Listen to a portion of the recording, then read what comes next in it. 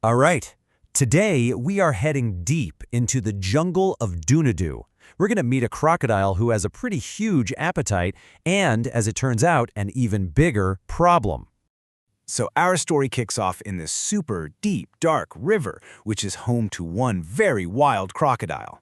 And this croc, well, he had one major passion in life. He just loved to chew.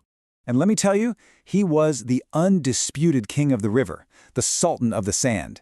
He would eat up every antelope in sight, swallow all the swans, and gobble down a whole turkey brown. Basically, nothing was safe when he was around. Now this crocodile, his parents named him Jack, and his daily schedule was intense. For breakfast, a bison. Lunch was a leaping lynx. Gazelles were just a little afternoon snack, and for dinner, a sphinx. So one day, Jack is just minding his own business, enjoying a nice tortoise for a meal when something goes horribly wrong. He takes this one massive bite, and all of a sudden, there's this loud crack.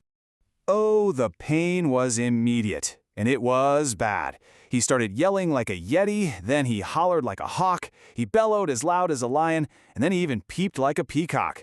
I mean, that's a whole symphony of agony right there. So his tooth is absolutely killing him, but he's still hungry, right?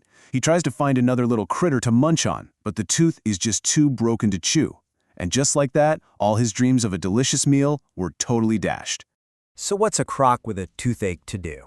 He picks up his telephone. Yep, he has a telephone, and he dials up a dentist. He calls the only one in the area and asks him to come all the way out to the Nile. And the dentist actually shows up pretty quick. So old Jack opens his mouth as wide as he can, and this dentist, who's got some serious courage, leans right inside. But, old habits die hard. Jack just couldn't help himself. He just had to have a little taste. And with one bite, the dentist was gone. A little dessert. But then Jack groans. His tooth still hurts. Well, plan A was a bust, so it's back to the telephone he goes. This time he calls for some doctors, the veterinarian kind, the ones who are supposed to be experts in taking care of crocodiles. They all come running, and they've got these brightly colored shots. There are red ones, blue ones, even some with speckled spots.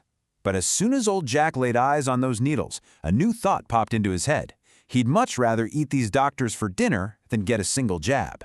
So he plays it cool. As the doctors creep closer, he opens his mouth up all nice and wide, just like he's going to cooperate. But it's a trick. The second they stepped inside, his jaw snaps shut. Okay, so at this point, he's eaten a dentist and several doctors, and his tooth is still throbbing. He decides to try a completely new approach. He puts out a call to all the animals, begging for help. Didn't matter if they were big or small. And you won't believe it, but they actually came. From everywhere. The sloths showed up slowly, of course, while the cheetahs got there fast. You had parrots, snails, riverfish, tigers, monkeys, birds, all of them, lined up, ready to try and fix this old croc's broken tooth. Jack was really trying to let them help. He was, but the moment the very first paw touched his tongue, his smile turned kind of cruel. His mouth started to drool, and for Jack, that was it. The dinner bell had been rung. And just like that, it was a feeding frenzy. He ate the parrots and the snails, then the riverfish that were so big they looked like whales. He gobbled up the antelope, the tigers, and the monkeys, and when the birds came down to help, he ate them up like they were little sweets. Old Jack turned every last one of his helpers into a treat. But here's the real problem. His tooth still hurts. "Help! Help!" old Jack cried out. But he'd eaten everybody. There was literally no one left to come to his side. So there he is, licking his lips, feeling a little bit of sorrow for all the poor souls he just slurped down. He sighed, opened his mouth wide, and then he burped. And this was not just any burp. This was an epic burp. First, up came the little birds. Then up came the monkeys, too. Then out came all the tigers. Old Jack's mouth was like a zoo. The bright dentist, the doctors in their white coats, every single animal, big and small, old Jack burped them all up. Seeing everyone again, standing right in front of him, Jack did the only thing he could think to do. He begged them for forgiveness for his most munching ways. He swore, he promised, that if they would just fix his tooth, he would change forever. Well, the dentist agreed to do it, with the doctors helping out.